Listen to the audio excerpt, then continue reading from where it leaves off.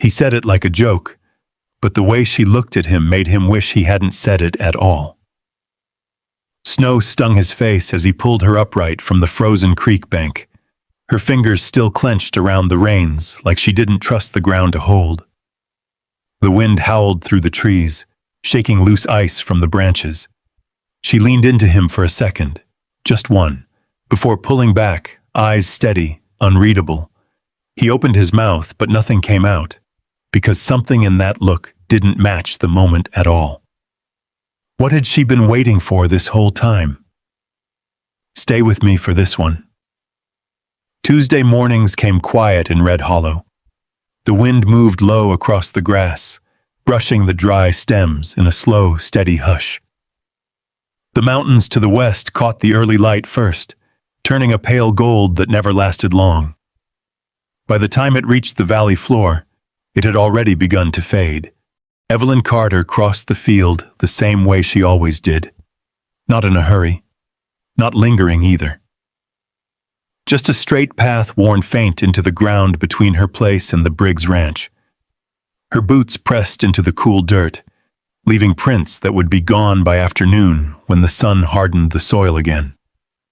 She carried the pie in both hands, wrapped in a clean cloth, still warm enough that a thin line of steam slipped out when the wind shifted just right.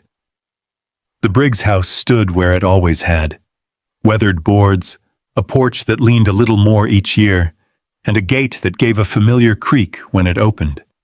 Nothing had changed there in a long time. Samuel Briggs was already on the porch. He sat in the same chair he favored, a tin cup resting against his palm. Coffee, black and gone half cold. His hat tipped back just enough to keep the sun out of his eyes. From a distance, he looked like part of the place, like something that had settled there and decided not to move again. He watched her approach, the way he always did, not curious, not surprised, just aware. Evelyn stepped up onto the porch. The wood gave a soft groan under her weight. "Morning," she said. Her voice came easy, like it belonged to the air around them. "Morning," he answered. That was all. It had always been enough. She held the pie out. He took it without looking at her hands, setting it down on the rail beside him. The cloth slipped back a little, revealing the browned crust, the careful crimping along the edge. He noticed that part. He always noticed that part. "You didn't have to," he said. Same words, same tone, like something said so many times it had worn smooth. "I know," she replied. Same answer. The wind shifted again. Somewhere beyond the barn, a loose board knocked once, then settled. Samuel lifted the cloth just enough to let the scent rise. Apples, cinnamon, something steady and familiar. He let it fall back into place and leaned his forearms on his knees. For a moment, neither of them spoke. It wasn't an empty silence. It had weight to it, the kind that comes from time spent not asking questions. He glanced at her then, longer than usual. Evelyn stood near the porch rail, hands resting lightly against the wood. The light caught along the edge of her face, soft but clear. She didn't fidget, didn't look away. Just stood there, as she always did, like she had nowhere else she needed to be just yet. Samuel's mouth pulled slightly at one corner, not quite a smile, something close. "If I were younger," he said, almost like he was thinking out loud, "I might have asked you to stay." He meant it lightly, the way a man says something to keep it from meaning too much. The words settled between them. Evelyn didn't move right away. She looked at him. Not quick, not surprised. Just steady. The kind of look that doesn't rush to meet you. The kind that waits for you to understand it on your own. Samuel shifted in his chair, just enough to feel it. That look, something in it that didn't match the moment he thought he'd made. He let out a short breath, ready to let it pass, to turn it into something easier. But she was still looking at him.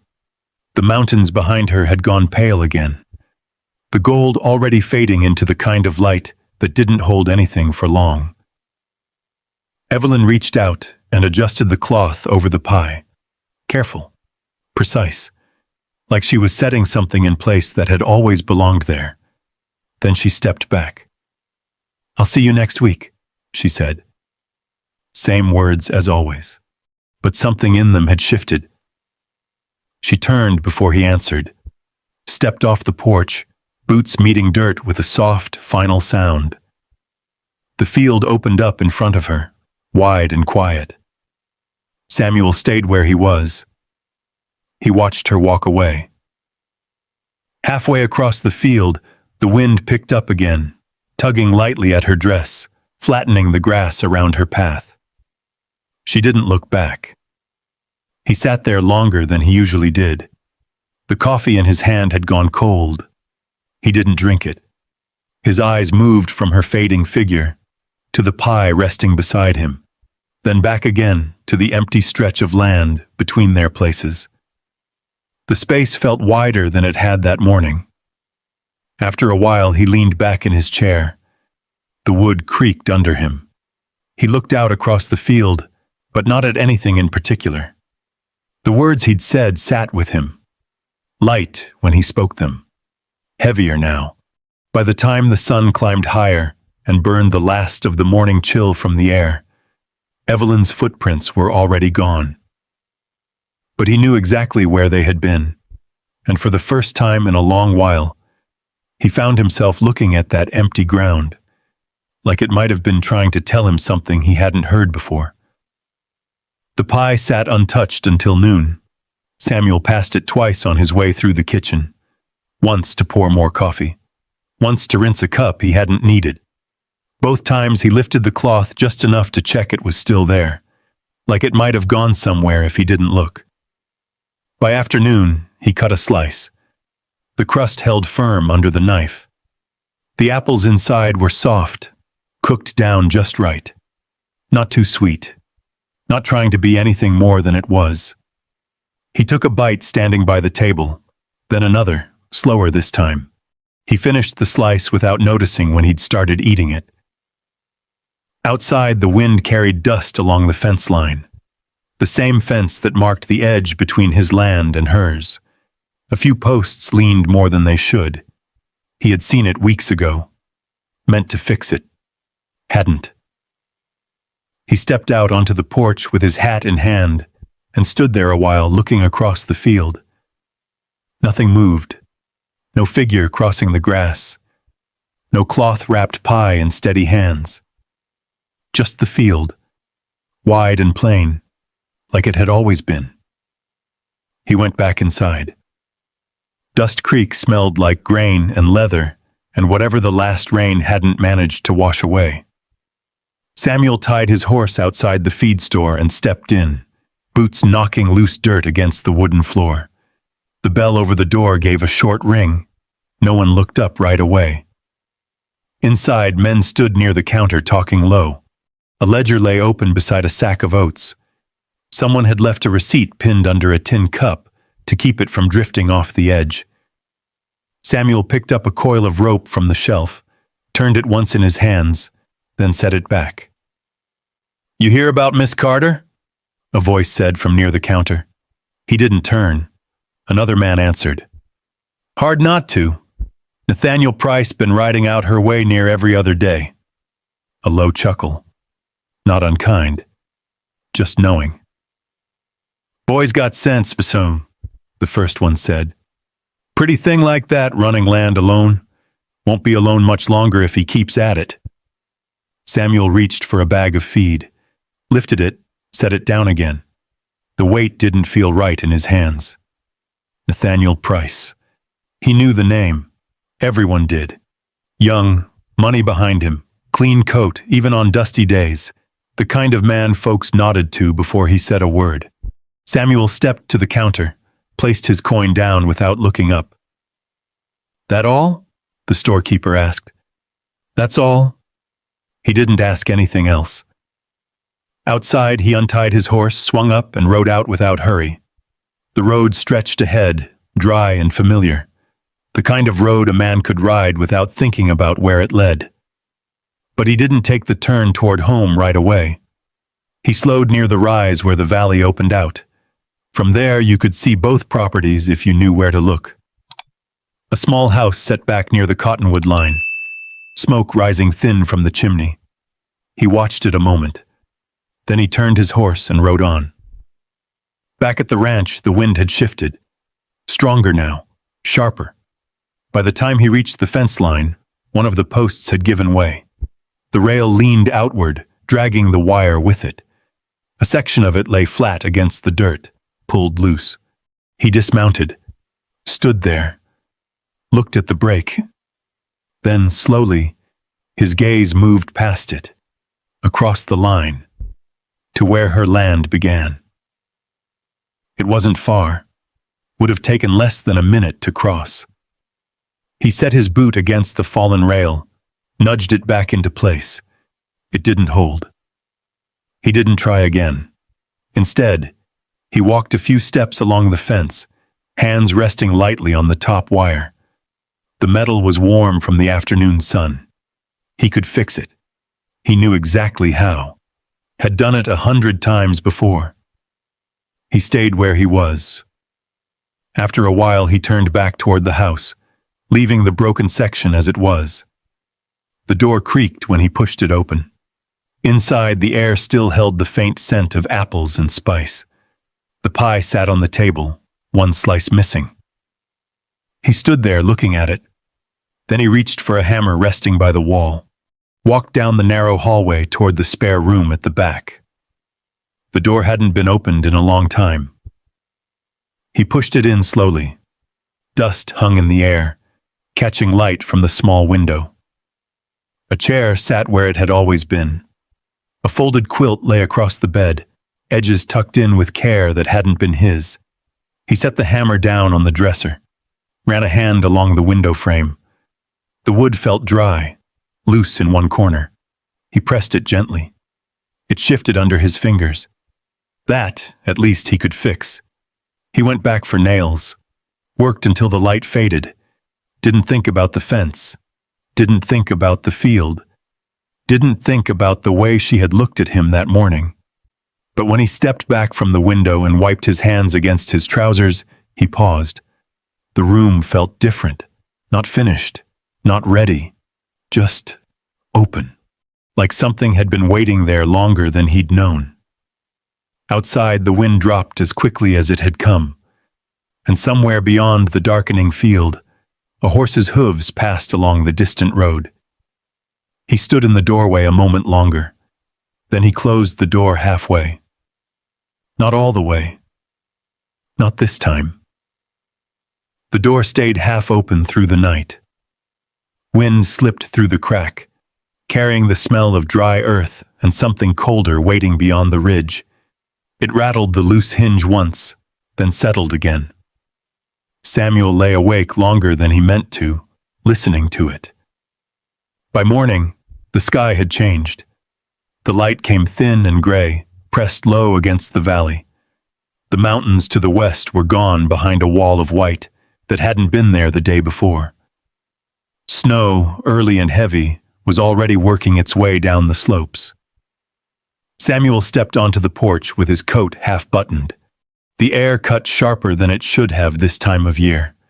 His breath showed faint, then thicker with the next. He looked across the field. No footprints. No figure moving steady through the grass. Just wind bending everything in one direction. He turned back inside, grabbed his gloves, then paused near the table. The last of the pie sat where he'd left it. He covered it again, slower this time, like it mattered how it was set. Then he went to the barn. By midday, the storm had come down hard. Snow blew sideways across the valley, turning distance into guesswork. Fence posts disappeared one by one as the white thickened. The creek at the low end of the land began to crust over, the water beneath still moving, unseen. Samuel worked the cattle in closer, moving them toward the lee side of the ridge. The animals pressed tight, uneasy, their breath rising in clouds that vanished as fast as they formed. He checked the south line, checked it again. By the third time, he knew he wasn't looking at the fence anymore. He was looking past it, toward her place. He stood there with the wind pushing against his back, hat pulled low, eyes narrowed against the blowing snow. No movement, no smoke from the chimney, nothing but white. He told himself she knew the land, knew the weather, knew better than to be out in it. He stood another minute. Then he turned, walked back to the barn, stopped halfway. The wind shifted, sharp and sudden, carrying a sound that didn't belong to it. Faint. Lost.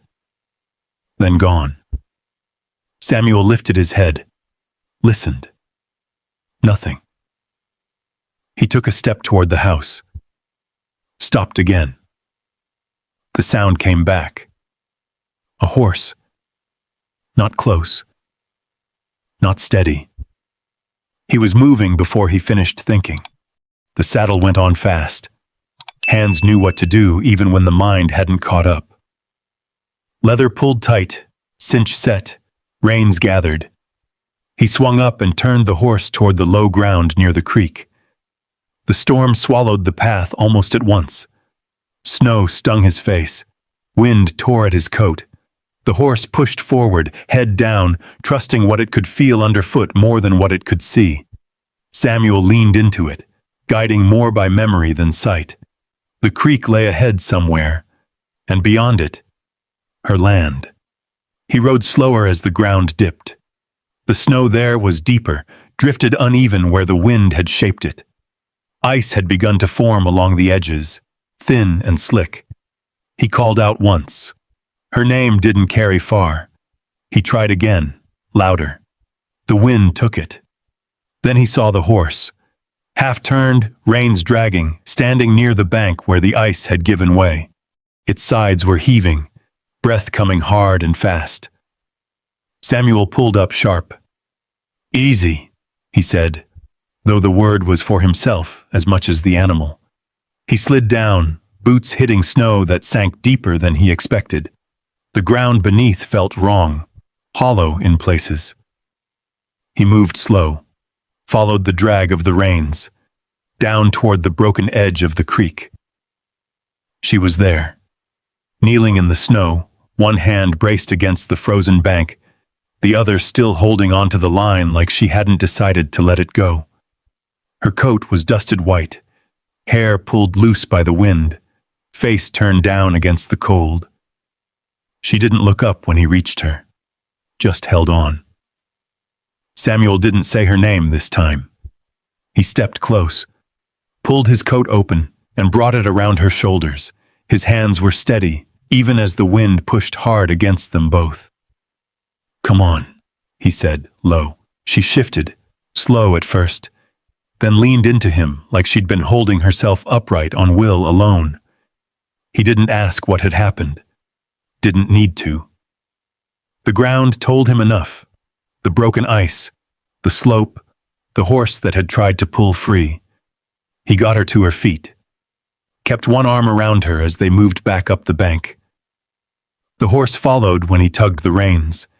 They didn't make it far before the wind cut stronger again. The ridge ahead disappeared. Samuel stopped, looked once toward home, then the other way.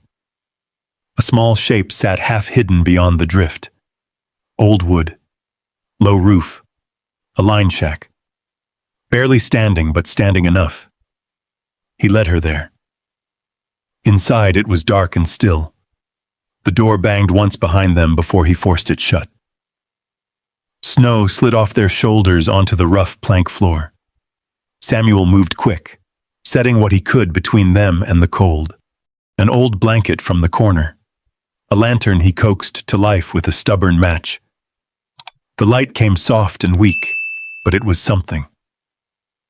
Evelyn sat where he eased her down, hands still stiff, fingers curled like they hadn't remembered yet how to open. He knelt in front of her, rubbed warmth back into her hands, slow and firm.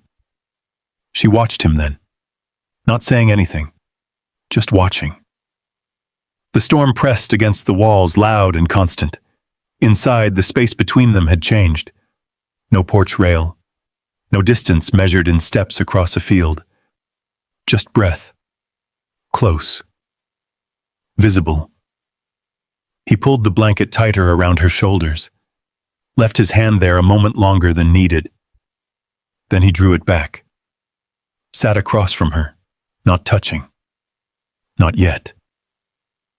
The lantern flickered. Time passed without being counted. At some point, her breathing steadied. At some point, his did too. Outside, the wind didn't stop. Inside, neither of them spoke, but something had already been said. Morning came slow. The storm had worn itself thin overnight, leaving the valley buried under a quiet white that softened everything it touched. The wind had dropped to a low breath, slipping through the gaps in the shack walls like it had nothing left to prove. Samuel stepped outside first. The sky had cleared enough to show pale blue through the last drifting clouds. Snow clung to the low branches and fence lines, weighing them down just enough to change their shape. He checked the horse, ran a hand along its neck. The animal stood steady now, calmer than it had been the night before. When he turned back, Evelyn was at the doorway, the blanket still wrapped around her shoulders. Her hair pulled back as best she could manage. She looked like someone who had already decided to keep moving. "You good to ride?" he asked. She nodded once. That was all. They didn't speak much on the way back. The snow slowed them. The path wasn't a path anymore, just a memory of one beneath the drifts. Samuel rode slightly ahead, braking what he could, glancing back now and then to make sure she was still there. She always was. When they reached the line where their lands met, he stopped. Not because he had to, because he always had. Evelyn guided her horse up beside him, close enough that he could see the red at the edges of her eyes, where the cold had bitten deeper than the rest. "You should get inside," he said. She didn't answer right away. Instead, she looked past him, toward his house, the porch, the place where she had stood every Tuesday for 2 years. Then she looked back at him. "Thank you," she said. Not soft, not heavy, just clear. He gave a short nod, watched her turn the horse, watched her ride the last stretch alone. He didn't follow. The next Tuesday came. The sky was clear. The snow had begun to melt at the edges, leaving dark patches of earth showing through like something waking up. Samuel sat on the porch. Same chair, same cup in his hand. The wind carried the sound of the gate from somewhere down the road. A wagon, maybe. Not her step. Not that quiet, even rhythm he had come to know without meaning to. He stayed there longer than he needed to. The morning passed. No pie. By noon, he went inside. The kitchen felt bigger than it had before, or maybe just emptier. He set the cup down harder than he meant to. The sound echoed once against the walls and then was gone. That afternoon, he rode into Dust Creek. Not for supplies. Not really. The town had already settled back into its usual noise. Wagons along the main road, the blacksmith's hammer ringing steady, voices moving in and out of the general store. He tied off his horse and stepped inside. Nathaniel Price was there. Clean coat, gloves tucked into his belt, standing near the counter like he belonged to the place. Samuel saw him before Nathaniel saw him. He could have turned, could have left. He didn't. Nathaniel nodded when their eyes met. Polite. Easy. "Briggs," he said. Samuel gave the same back. Neither man said more. But it was enough. Samuel picked up what he had come for without remembering choosing it. paid, left. Outside, the air felt thinner. He mounted up and rode out without looking back. Later that week, the fence still lay broken where the storm had taken it down. Samuel stood at the edge again. Same place. Same distance. But it didn't feel the same. He stepped closer this time. Close enough that the wire brushed against his coat. Close enough that crossing it would have taken less than a breath. He looked over. Evelyn was in her yard, working the ground where the snow had melted first.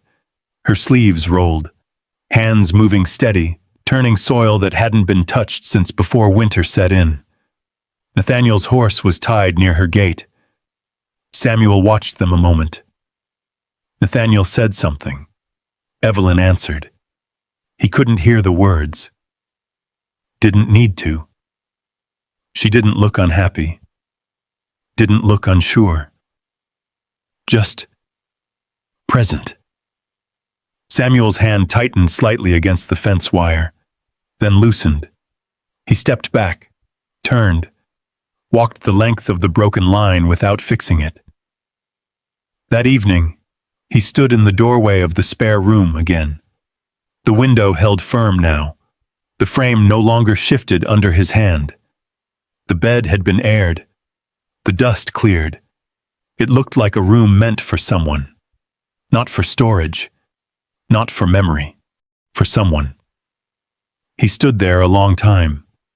Then he spoke, low, like it might matter if the room heard it right. I don't have much left to offer. The words didn't settle. He let them go. Started again. Not like him. That sounded closer. Not right, but closer. He stopped.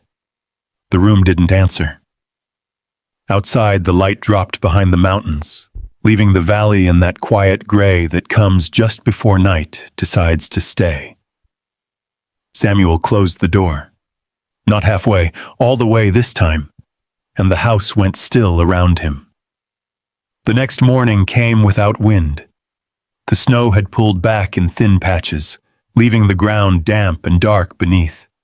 Water dripped slow from the edge of the porch roof, tapping steady into the mud below. Somewhere out past the barn, a fence wire gave a soft hum as it settled back into place. Samuel sat on the porch longer than he meant to. No coffee this time, just his hands resting against his knees, eyes fixed on the field. It looked smaller now, not because it had changed, because he had. He stood without deciding to, pulled on his coat. Didn't reach for the hat right away, then did anyway, out of habit more than thought. The gate gave its usual creak when he opened it. He stepped through. Didn't stop. The ground between their places held the last of the melt, soft in spots, firm in others. His boots pressed into it, leaving marks that stayed this time, dark against the lighter dirt. Halfway across, he slowed. Not because he wanted to turn back, because this was as far as he had ever come. He looked down once, at the space beneath his feet. Then he kept walking. Evelyn's place came into view piece by piece. First the edge of the fence, then the small shed beside it. Then the house itself, set back just enough to catch the morning light along the front steps. A wagon stood near the side of the yard. Not hers. The horse tied beside it shifted its weight, stamping once against the ground. Clean harness, polished metal catching the light. Samuel stopped, watched. The door to the house opened. Evelyn stepped out carrying a small crate, set it down beside the wagon, adjusted something inside without looking up. Nathaniel Price came out behind her. He said something. Samuel couldn't hear it. Evelyn answered. Short. Even. Nathaniel reached for the crate. She let him take it, but her hand stayed a moment longer than needed, like she was making sure it was set right. They worked together in a quiet rhythm, No hurry, no confusion, just movement with purpose. Samuel's hand tightened at his side, then eased. He walked the rest of the way. The sound of his boots reached them before his voice did. Evelyn looked up first. Not startled, not surprised. Just aware. Nathaniel turned a second later. Samuel stopped a few steps from the fence line. No words came right away. The distance between them felt different standing on this side. Closer, harder to ignore.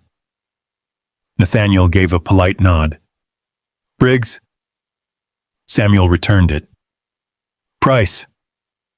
Nothing more. Nathaniel looked between them once, then stepped back toward the wagon. Not far, just enough. Samuel didn't take his eyes off Evelyn. "I was counting wrong," he said. The words came plain. No weight added to them. No attempt to shape them into something better. Evelyn didn't answer. He took another step forward, boot crossing the line where his land ended and hers began. "I kept track of what I don't have," he went on, voice steady. "Figured that was the measure of things." The wind moved light across the yard, lifting the edge of her sleeve. He let out a breath he hadn't known he was holding. "Turns out I never counted what stayed."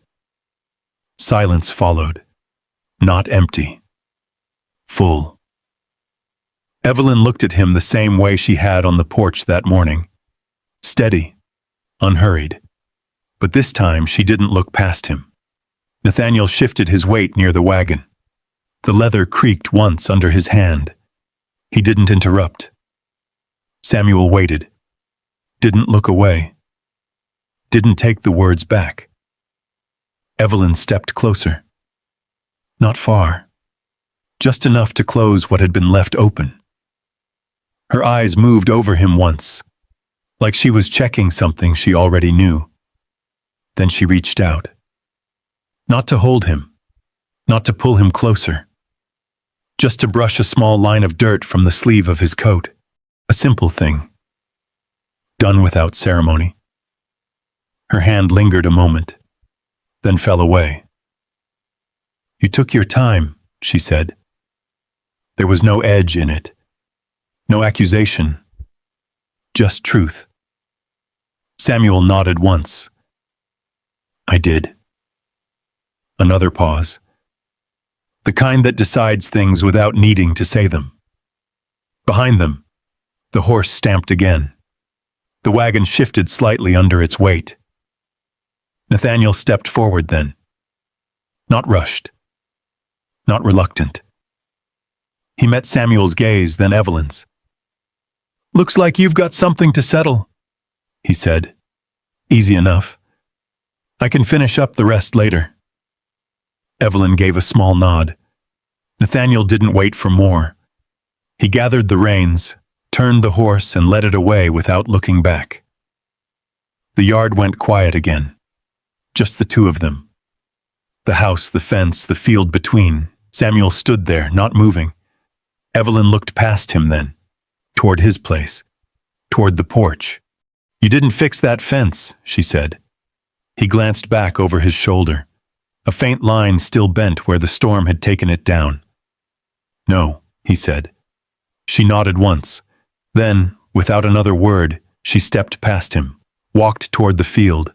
He turned, watching her go. Halfway across, she slowed, looked back. Not far, just enough. Samuel followed. They walked the rest of the way together, not touching, not speaking, but not apart either. The following Tuesday came with clear sky.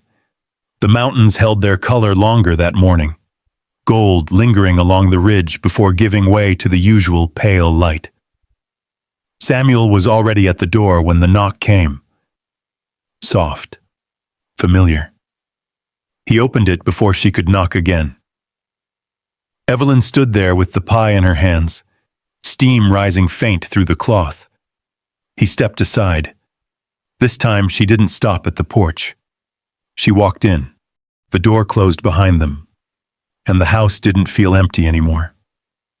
If you've ever stood on one side of something, pride, fear, time itself, and told yourself it was too late, you might know that quiet kind of distance.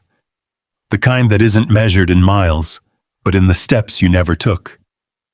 Samuel spent years believing the number of his days was all he had left to offer. Evelyn never counted that way. She watched the way he showed up, the way he kept things standing when storms came through, the way he meant what he said, even when he didn't say much at all. And maybe that's the part that stays with you. Not the grand gestures, not the perfect timing, just someone who keeps coming back, someone who sees you clearly and waits until you're ready to see it too.